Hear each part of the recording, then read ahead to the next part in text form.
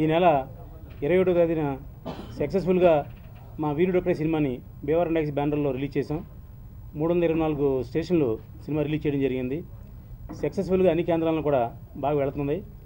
యాక్చువల్గా ఎలక్షన్స్ ఓ పక్కన ఎగ్జామ్స్ ఉన్నప్పటికీ కూడా 70% 80% కలెక్షన్తో సినిమా సక్సెస్ఫుల్ రన్ అవుతుంది. నన్ను నమ్మి, నా బ్యానర్ నమ్మి, ఆ హీరో అజిత్ని తమని నమ్మి కొన్న బయర్స్ అందరూ కూడా హ్యాపీగానే ఉన్నారు. ఇకపోతే ఇది 4 వారాలు 5 వారాలు ఆడుదాం అనుకున్న సినిమాని పెద్ద సినిమా వస్తున్నాయి కాబట్టి సినిమాని హైయెస్ట్ ప్రింట్లతో 324 ప్రింట్లతో రిలీజ్ చేసాం.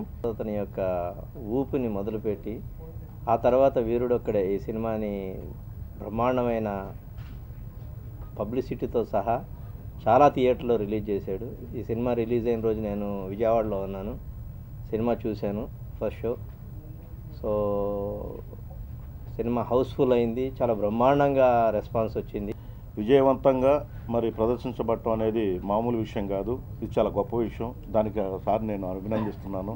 అదేవిధంగా మరి ఈ సినిమా అజిత్, తమన్నా, దేవిశ్రీ ప్రసాద్ మరి ఆయన చెప్పారు 150 కోట్ల రూపాయలు తమిళనాడులో దాన్ని పెట్టి చేసిన సినిమాని తెలుగులో ఆయన రిలీజ్ చేయడం చాలా గొప్ప విషయం. చిన్న సినిమాలు చేశాడు, అవి ఎక్కువ థియేటర్లో రిలీజ్ చేయలేదు అనే ఒక బ్యాడ్ థాట్ అందరిలో ఉండేది. తను దానికి అంటే ఏ సినిమా చేసినా దాన్ని సక్సెస్ఫుల్గా రన్ చేయాలి, సక్సెస్ఫుల్గా ప్రొడ్యూసర్కి ₹1 రావాలనే ఉద్దేశంతోనే తప్ప తను ఇన్ని సెంటర్లో రిలీజ్ చేయకూడదు, ఇన్ని సెంటర్లో రిలీజ్ చేయాలని తనకి ఎప్పుడు ఉండేది కాదు. ఆ సినిమా ప్రభావం ప్రకారం, అప్పుడున్న పరిస్థితుల ప్రకారం తను అలా చేసుకుంటూ వచ్చాడు. అటువంటి రామ్ సత్యనారాయణకి ఒక ట్రాఫిక్లో ఇరుక్కుపోయినటువంటి పరిస్థితుల్లో ఆ మంచి సినిమా ఇది డెఫినెట్గా సక్సెస్ఫుల్ అవుతుంది అని ఒక ఇమాజినేషన్ ప్లస్ ఒక దృఢ నిశ్చయంతో దాన్ని ఒక మంచి పబ్లిసిటీ, అసలు తను స్టార్ట్ చేసిన పబ్లిసిటీయే ఆ ట్రాఫిక్ తోటి అందరికి తెలిసింది.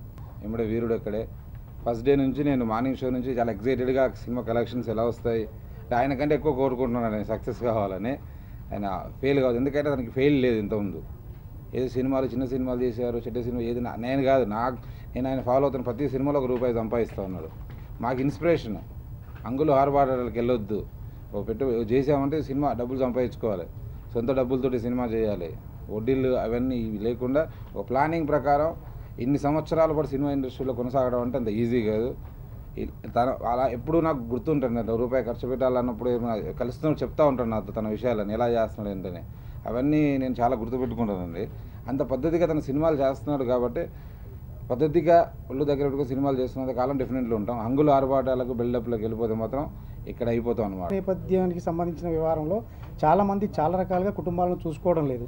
ఈ వీరుడొక్కడే అనే టైటిల్కు వస్తే, మన సినిమా పరంగా వస్తే, ఇక్కడ కుటుంబాన్ని అంటే తనకు తల్లి తను లేకున్నా తన తమ్ముళ్ళని తను అన్నీ త్యాగం చేస్తూ ఆ కుటుంబాన్ని చాలా జాగ్రత్తగా చూసుకొని ఆ తమ్ముళ్ళను ప్రయోజకులను చేయడం కోసం తన జీవితాన్ని త్యాగం చేసే ప్రాసెస్లో ఉండగా అనుకోకుండా తను ఒక అమ్మాయిని ప్రేమించడం, ఆ అమ్మాయి ఇంటికి వెళ్తే అక్కడ కుటుంబానికి ప్రాబ్లమ్స్ ఉంటే ఆ కుటుంబాన్ని కూడా సేవ్ చేసి, అంటే కుటుంబం అనేది నిలబడితే దేశం బాగుంటుంది, అన్నీ బాగుంటాయి అన్న ఉద్దేశంగా కుటుంబ నేపథ్యంగా తీసిన సినిమా కాబట్టి, కుటుంబంతో చూడదగ్గ సినిమా కాబట్టి అందుకే ఇది అంత సక్సెస్ తమిళనాడులో